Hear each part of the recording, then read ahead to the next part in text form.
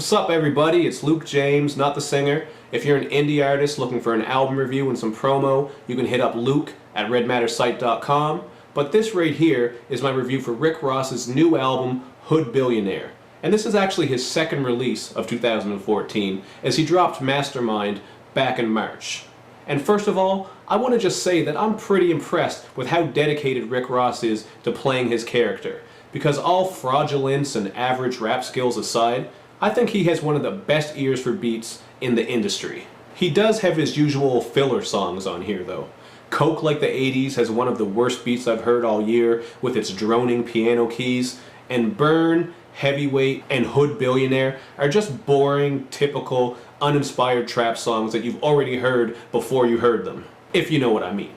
But some of the singles that he dropped have nasty beats. The DJ Toomp produced Elvis Presley Boulevard, for example, features Project Pat and is a mega banger that makes use of some clangy percussion and blaring horns. And fans of Metro Boomin are sure to appreciate his signature bass-heavy sound that he brought to the song Neighborhood Drug Dealer.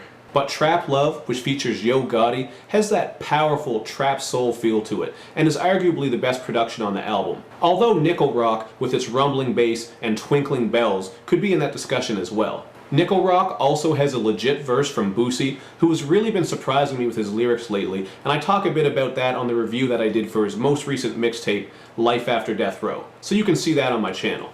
There are some other features on this album as well, like R. Kelly on the single Keep Doing That, aka Rich Bitch. And it's the real R. Kelly, not that fake bald cap wearing R. Kelly from that terrible Aaliyah movie. The beat on this track is pretty cool, and the whole song reminds me of something that Jay-Z would have released in the late 90s, and he would have had a Hype Williams video for it, where a bunch of brown bunnies in bikinis are just running around on a beach and Dame Dash is there doing this and pouring champagne all over them. You know what I'm talking about. But when Rick Ross said that line about knowing a woman who hands her panties down to her niece, I was just like, what? What?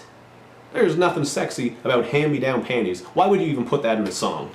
And speaking of Jay-Z, it's his feature on Movin' Bass that got a lot of people talking, but for all the wrong reasons, because he was only on there to deliver a mediocre hook and no verse. Movin' Bass was produced by Timbaland, and so was the song If They Knew, which features K. Michelle and is just your typical gangsta love song.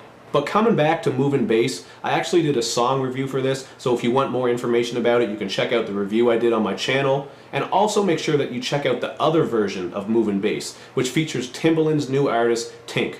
She's this 19-year-old girl, and she's killing it. Trust me, you don't want to sleep on this one.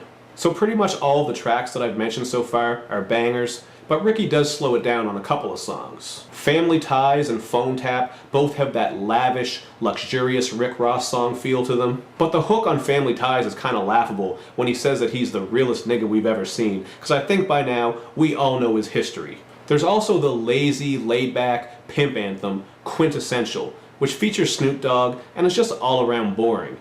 Not to mention that Rick Ross does the French Montana "huh" ad-lib throughout the song. Now if you notice that I'm not saying much about the lyrics and the content on this album, it's because there's not much to say. Damn near the whole album is about money, dope, hustling, and bitches. On the bluesy, Big Crit produced Brimstone, however, Big Crit delivers a soulful hook, and Rick Ross spits a little bit about having a rough upbringing and spending time in the trap.